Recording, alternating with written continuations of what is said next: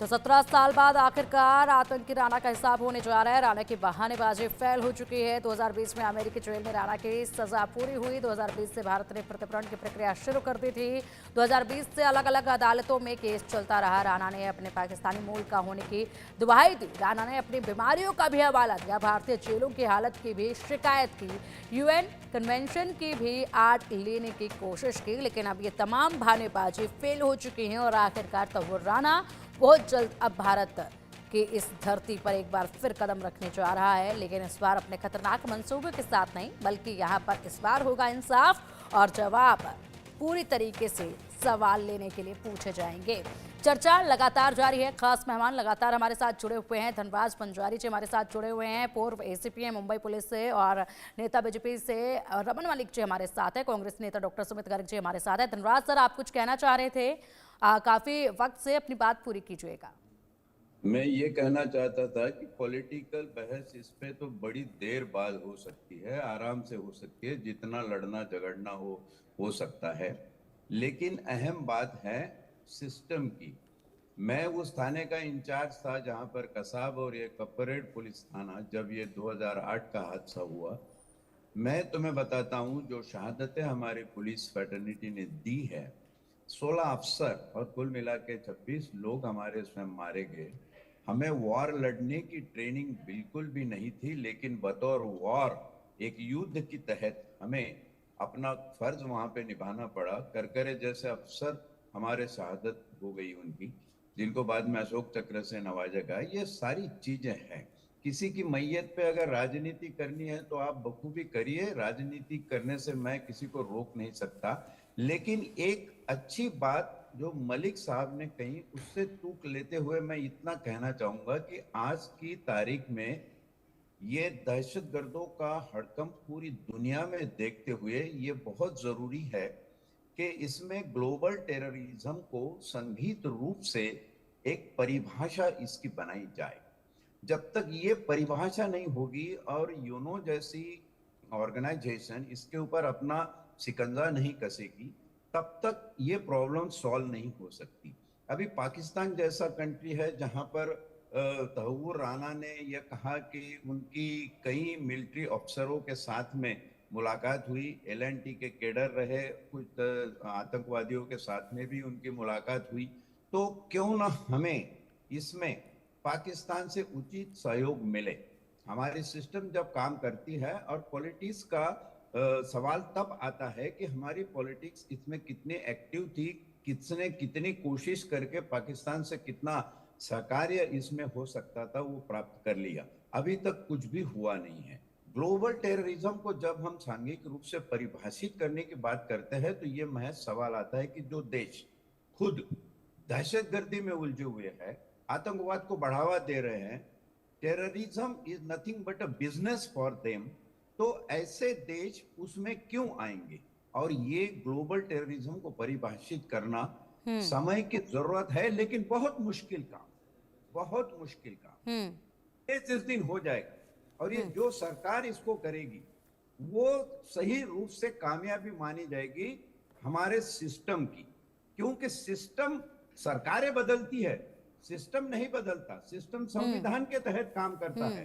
तब मैंने पहले ओपनिंग सेक्शन में कहा था कि एक्सटर्नल सिक्योरिटी का मसला कि बाहर कौन हमारे खिलाफ साजिश कर रहा है, और इंटरनल सिक्योरिटी यहाँ के कौन वो लोग हैं जो हमें ये नहीं पता लगने देते कि उनका भी उसमें हाथ है, और उनकी तहत इतना बड़ा 26/11 हो सकता था कि तब के होम मिनिस्टर केंद्र के जिन्हें रिजाइन करना पड़ा, महाराष्ट्र के सीएम और महाराष्ट्र के एचएम को रिजाइन करना पड़ा। हम ये भी तो बात करें, अपने गर्भान में भी तो थोड़ा झांक के देखें। राजनीति तो होते रहेगी जी। बिल्कुल बिल्कुल ठीक कहा सर आपने, और ऐसे में मुझे नहीं लगता कि अब जो है एक दूसरे पर एक छोटा सा विषय और मैं रखना चाहूंगा एसीपी साहब की बात को सुन के। पिंकी जी मेरे को समय दिया जाए, पिंकी जी मेरे को समय दिया जाए। ठीक है, ठीक है, मैं आप दोनों के पास ही आऊंगी, मलिक साहब, गर्ग साहब, आप दोनों के पास में आऊंगे, लेकिन फिलहाल एक बड़ा अपडेट आ रहा है। अपडेट लेने बहुत ज़रूरी है इस वक्त, क्योंकि पल पल बहुत सी तस्वीरें बदल रही हैं, बहुत सी महत्वपूर्ण जानकारियां दर्शकों तक पहुंचानी है। उस पर एक बार नजर डालते हैं, उसके बाद आती हूँ मैं आपके पास। तंवर राणा के प्रत्यर्पण पर अमित शाह का पोस्ट अब सामने आया। तो आतंकी राणा के प्रत्यर्पण पर अमित शाह का बयान देखा जा रहा है। राणा की वापसी मोदी सरकार की कूटनीतिक जीत है। आतंकी राणा का प्रत्यर्पण बहुत बड़ी कामयाबी है, मोदी सरकार की ऐतिहासिक कूटनीतिक ये है और सफलता है, ये बेहद बड़ी। आज अमेरिका से भारत लाया जा रहा है आतंकी राणा, ये मोदी सरकार की बेहद बड़ी सफलता, ये कहा है केंद्रीय गृह मंत्री अमित शाह ने। और इसी के साथ उनका ये पहला बयान इस पूरे मामले में सामने आया, जब उन्होंने इसे कूटनीतिक जीत बताया है। मोदी सरकार की जीत उन्होंने इसे करार दिया है। और वहीं अब आगे और भी तमाम बड़े अपडेट सामने आ रहे हैं। मुंबई का गुनहगार है राणा, मुंबई का गुनहगार राणा। मुंबई के ठिकानों की रैकी की गई थी, मुंबई के कई ठिकानों की रैकी की गई थी। डेविड कोलमैन हेडली का दोस्त है ये। हेडली को मुंबई के ब्लूप्रिंट दिए गए थे। 13 से 21 नवंबर 2008 तक मुंबई में रहा था तंवर, और मुंबई छोड़ने के 5 दिन बाद ही ये हमला हुआ। मुंबई पर हमले में 166 लोगों की मौत हुई थी, 328 घायल हुए थे, और तमाम देशवासियों के दिल पर एक बड़ा घात ये लगा था। उसके बाद आखिरकार ये 166 लोगों की जो मौत हुई, 328 लोग जो घायल हुए, इन सब के लिए अब सवाल पूछे जाएंगे, इन सबको अब इंसाफ दिया जाएगा। रमन मलिक जी, बहुत जल्दी से अपनी बात पूरी कीजिएगा, उसके बाद गर्ग साहब का भी मैं रुख करना चाहूंगी। देखिए, मैं एसीपी साहब की बात से थोड़ा सा आगे बढ़ता हूँ।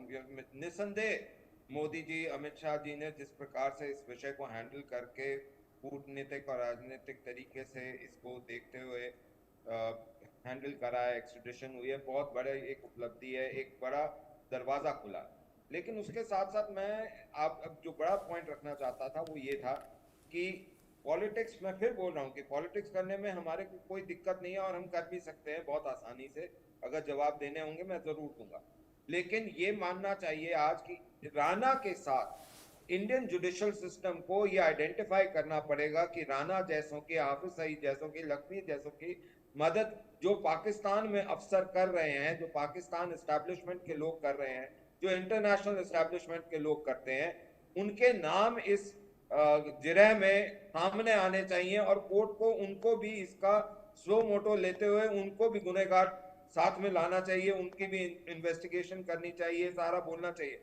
और एक बारी ये सिद्ध हो जाए कि पाकिस्तान के कौन कौन से अफसर और नेता इसमें सम्मिलित हैं, इनको पनाह देने में एक ऑन रिकॉर्ड इंडियन कोर्ट्स में आ जाए, तो फिर भारत को बड़ी कार्रवाई करते हुए उनको भी एक्स्ट्राडाइट करने की मांग रखनी चाहिए, ताकि पाकिस्तान के अंदर भी ये साबित हो कि भारत हर तरीके से सक्षम है। चाहे हमने बालाकोट करा और वो करा, सारा ठीक है, लेकिन हम डिप्लोमेटिक तौर पे भी और डिफेंस के तौर पे भी, दोनों में हमारे देश के साथ गलत करने वाले को छोड़ेंगे नहीं।